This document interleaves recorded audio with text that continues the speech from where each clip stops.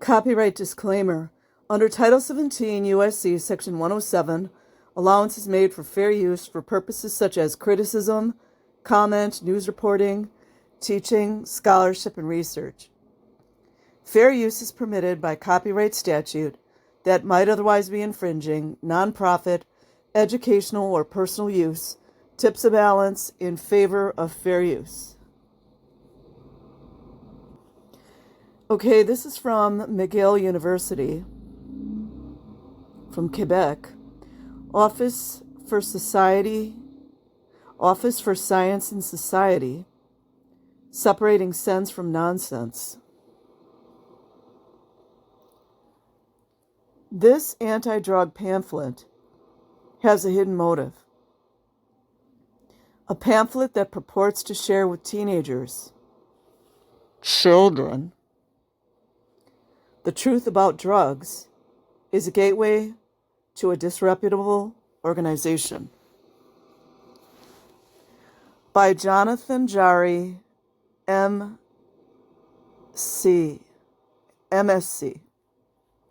dated 18 November 2022.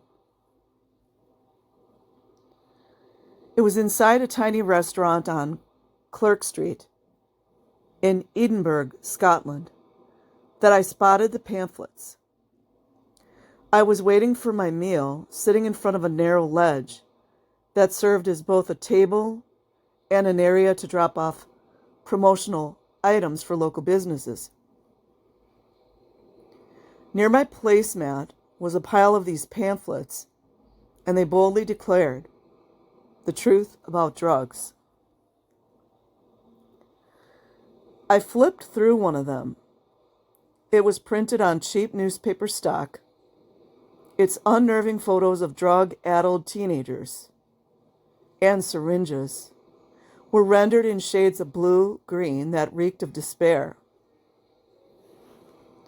Whether you were interested in cocaine, cannabis, or alcohol, the pamphlet acted as a dire warning. Armed with this information, it concluded at the back, the reader can make the decision to live a drug-free life. This booklet, which is available in many languages, was produced by the Foundation for a Drug-Free World, which also released a digital copy of it. While reading this pamphlet may lead you to assume it came from well-intentioned people who simply want to protect our youth, there is a more sinister angle, not explicitly mentioned in the pages of the truth about drugs. When looking up on Google Maps the street address that is listed on the website of the Foundation, I was led to the corner of Hollywood Boulevard and Ivar Avenue in Los Angeles. Atop the massive pillars, like Joachim and Boaz, propping up the edifice, tall letters spelled out, the L. Ron Hubbard Life Exhibition. I had arrived at one of the many buildings belonging to the Church of Scientology. Scared straight, the origin story for Scientology was devised by its founder, L. Ron Hubbard, a prolific pulp fiction writer who still holds the Guinness World Record for most published works by one author. 1,084. Allegedly. This creation myth used to only be revealed to members at the upper levels of the organization, but has since been leaked, raising a few eyebrows along the way. 75 million years ago, the story goes, there was an alien civilization looking very much like 1950s America, and controlled by the supreme ruler Xenu. This tyrannical overlord had many of his people flown to a prison planet, Earth, where their frozen bodies were dropped from space planes and into volcanoes. Hydrogen bombs were exploded on top of each volcano, and the spirits, Thetans, from these slaughtered aliens floated freely and started leaping inside our human bodies, becoming like souls. These spirits, known as Thetans, are blamed by Scientology for our fears and neuroses, but we can allegedly be cleansed of them through a number of interventions that have been denounced by former members. For a price, of course.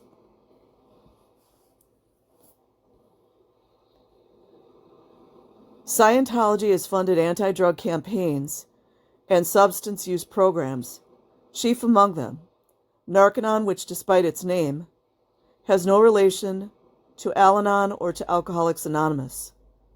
While interviewed on the Indoctrination podcast, Narconon's former president, Lucas Cadon, revealed that the program's outreach to school students, you'd think that'd be illegal, right? Categorized all drugs as poisons.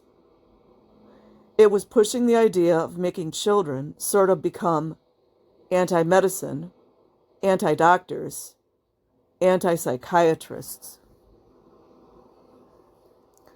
Pharmaceuticals were put in the same box. The message was that if you take too much aspirin, for example, it could kill you. Technically true, but it emphasizes small risks in the name of scaring young, impressionable minds away from drugs entirely. Yeah, henceforth, I can't help but think of all the young people that needed stabilization, mental health pharmaceuticals to balance their imbalance, that went ahead and killed themselves or family members. There's a lot of them. This scaremongering attitude is on full display in the Truth About Drugs booklet, in which we are erroneously told that drugs are essentially poisons, and that painkillers, tranquilizers, antidepressants, sleeping pills, and stimulants, by the way, L. Ron Hubbard allegedly took a lot of these, just so everyone knows. Tranquilizers, antidepressants, sleeping pills, and stimulants may appear safe because doctors prescribe them, but they can be just as addictive and potent as the heroin or cocaine sold on the street. Cannabis does not escape from being painted as a villain.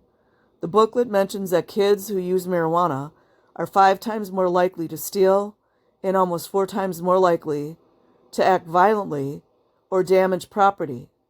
These figures are offered here without references elsewhere.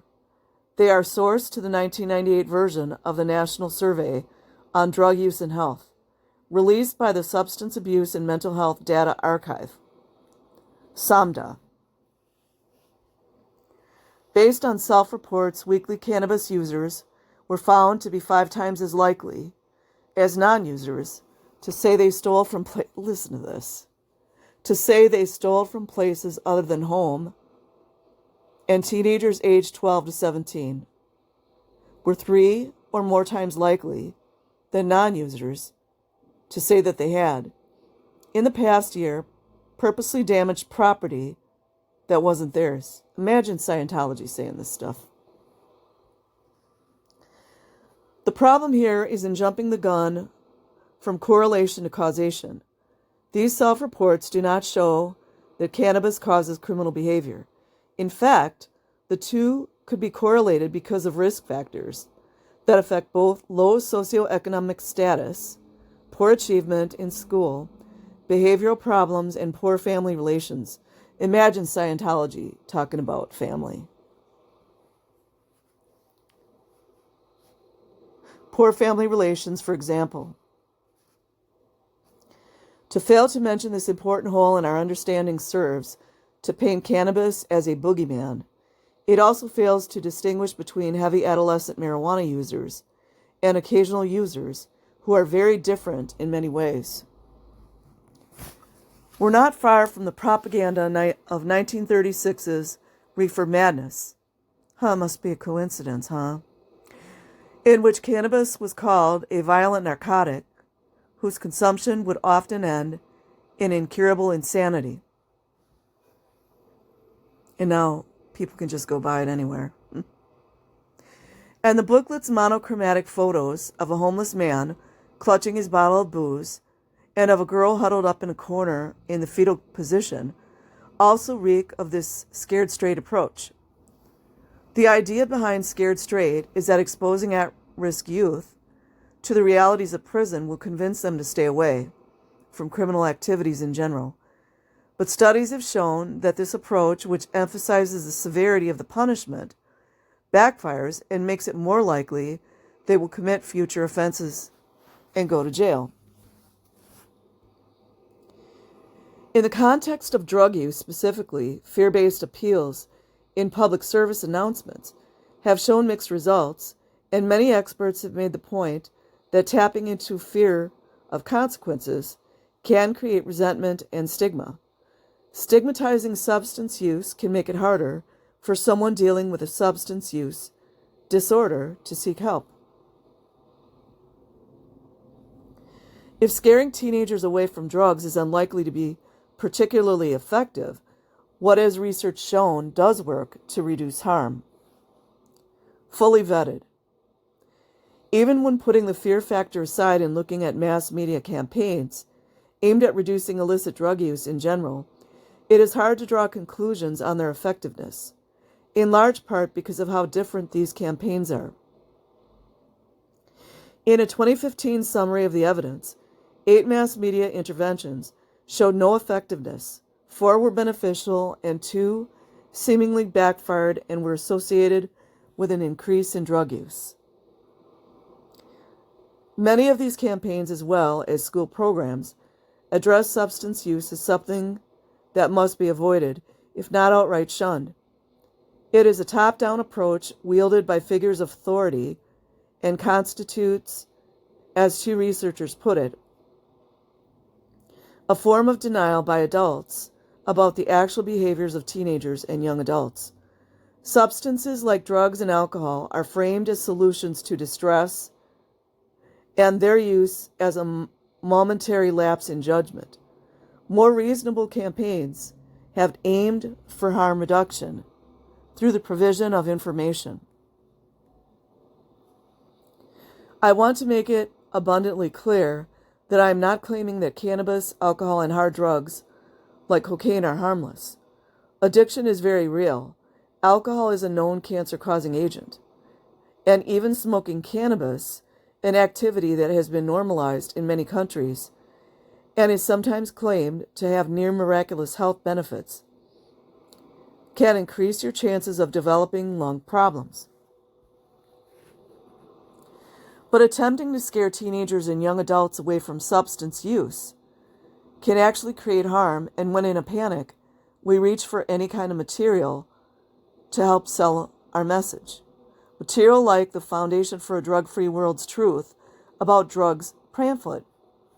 It can lead to unforeseen consequences. In 2017, a high school in Santa Monica, California, scrapped its anti-drug program after 3 assemblies had already been held. The reason?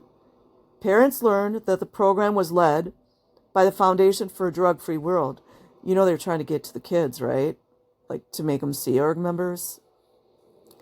Which is affiliated with the Church of Scientology. A district spokesperson told CBS News that the school principal had fully vetted this organization. You know, the one with no name. And lest you think people know better now, the foundation participated in a back-to-school event last August. A gathering that was organized by Washington, D.C.'s Deputy Mayor for Public Safety. Well, how about that, you guys? Wakey, wakey. The report published by the Associated Press, which is actually a press release from the foundation itself, captions a photo from the event thusly. Kids are excited to receive free backpacks filled with school supplies and get drug education materials, which arm them with tools against dangerous drugs.